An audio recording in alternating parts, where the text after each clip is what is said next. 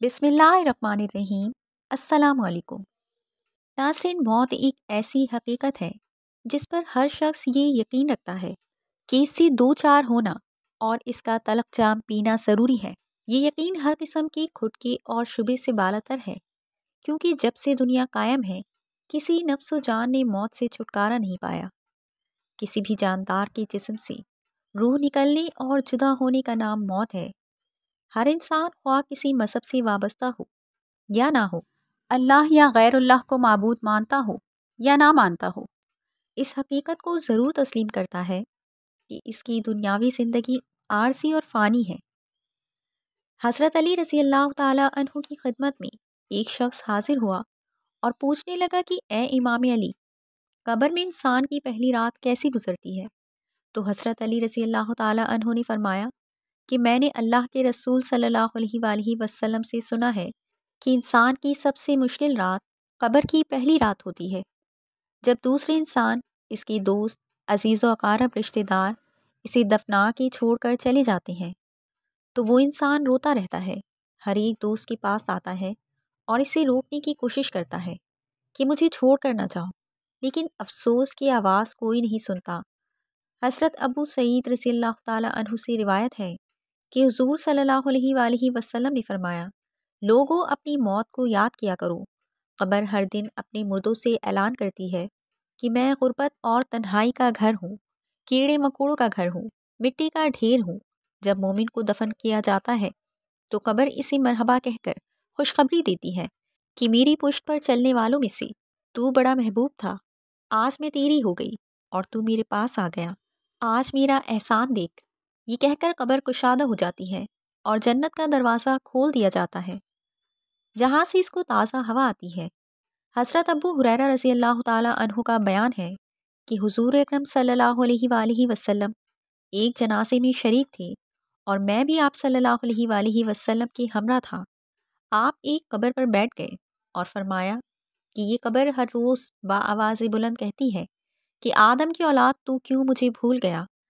کیا تجھے یہ معلوم نہیں کہ میں تنہائی کا گھر، غربت کا گھر، وحشت کا گھر اور کیڑے مکوڑوں کا گھر ہوں؟ مگر اللہ جس کے لیے کشادگی کا حکم فرمائے گا اس کے لیے کشادہ ہو جاؤں گی۔ اس کے بعد آپ صلی اللہ علیہ وآلہ وسلم نے فرمایا کہ اے قبر، تو یا تو جنت کا چمن ہے یا تو پھر آگ کا ایک تندور ہے۔ حضور اکرم صلی اللہ علیہ وآلہ وسلم نے فرمایا کہ مردہ جب قبر میں رکھا جاتا ہے تو قبر اسے کہتی ہے کہ اے ابن آدم، تو ہلاک ہو، تجھے کس چیز نے مجھ سے دھوکے میں رکھا؟ کیا تجھے معلوم نہ تھا کہ میں کیڑے مکوڑوں کا گھر ہوں؟ تجھے کس چیز نے مجھ سے بہکا کر نڈر کر دیا اور تو میری پشت پر بہت اکڑ کر چلتا تھا؟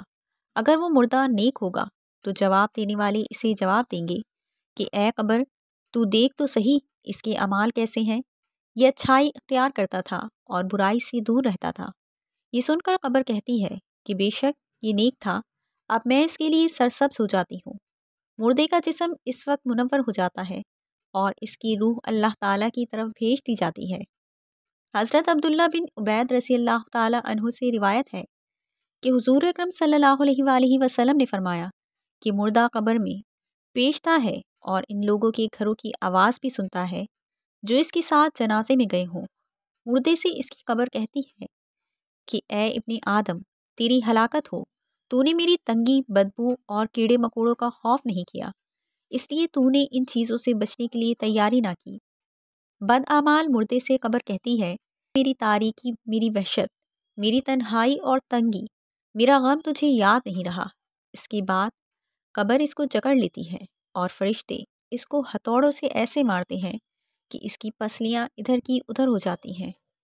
پھر دوزخ کی کھڑکی اس پر کھول دی جاتی ہے اور وہ مردہ حشر تک اس عذاب میں مبتلا رہتا ہے۔ مرنے کے بعد ہر مردے کو صبح اور شام اس کا ٹھکانہ دکھایا جاتا ہے۔ فرشتے جنتی کو جنت دکھا کر خوشخبری دیتے ہیں اور دوزخی کو دوزخ دکھا کر اس کی حسرت اڑاتے ہیں۔ حضرت قتادہ رحمۃ اللہ علیہ فرماتے ہیں کہ عذاب قبر کے 3 حصے ہیں۔ 1/3 عذاب پیشاب سے نہ بچنے کے سبب، 1/3 غیبت کے سبب اور 1/3 چغل خوری کے سبب ہوتا ہے۔ حضرت ابن عمر رضی اللہ تعالیٰ عنہ سے روایت ہے کہ رسول اللہ صلی اللہ علیہ وآلہ وسلم نے ارشاد فرمایا کہ جب انسان کا انتقال ہو جاتا ہے تو اس پر صبح و شام اس کا ٹھکانہ پیش کیا جاتا ہے۔ اگر وہ اہل جنت میں سے ہے تو جنت والوں کا مقام، اور اگر اہل جہنم میں سے ہے تو جہنم والوں کا مقام اس کو دکھایا جاتا ہے۔ پھر کہا جاتا ہے کہ یہ تیرا ٹھکانہ ہے، یہاں تک کہ اللہ تجھ کو قیامت کے دن اٹھائے گا۔ اسی طرح حضرت عائشہ رضی اللہ تعالیٰ عنہ سے روایت ہے کہ ایک یہودی عورت ان کے پاس آئی اور اس نے عذاب قبر کا ذکر کرتے ہوئے حضرت عائشہ رضی اللہ تعالیٰ عنہ کو دعا دی، اللہ تعالیٰ آپ کو عذاب قبر سے بچائے۔ حضرت عائشہ رضی اللہ تعالیٰ عنہ نے رسول اللہ صلی اللہ علیہ وآلہ وسلم سے اس بابت سوال کیا کہ کیا واقعی عذاب قبر ہوتا ہے؟ تو رسول اللہ صلی اللہ علیہ وآلہ وسلم نے فرمایا، جی ہاں، عذاب قبر برحق ہے۔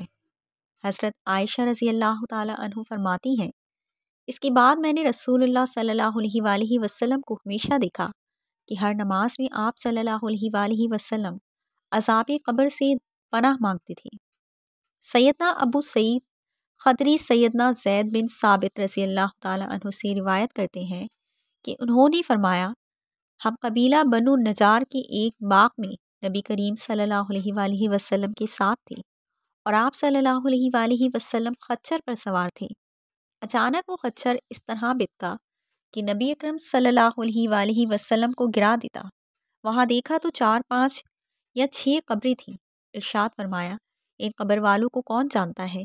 ایک شخص نے کہا، میں جانتا ہوں۔ پوچھا، یہ کب فوت ہوئے؟ تو بتایا گیا کہ یہ شرک پر مرے ہیں۔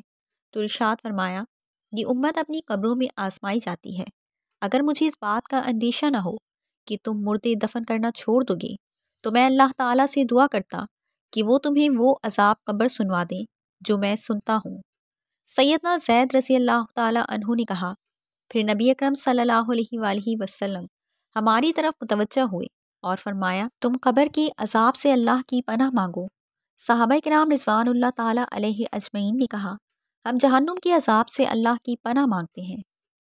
اللہ تعالیٰ سے دعا ہے کہ ہم سب کو مرنے سے پہلے مرنے کی تیاری کرنے کی توفیق عطا فرمائے، اور جو مسلمان اس دنیا سے جا چکے ہیں ان کی بخشش فرمائے، آمین۔ ناظرین، ویڈیو اچھی لگی ہو تو اسے لائک اور چینل کو سبسکرائب کر دیجیے اور ساتھ میں لگی بیل آئیکن کے بٹن کو پریس کر دیجیے۔ شکریہ۔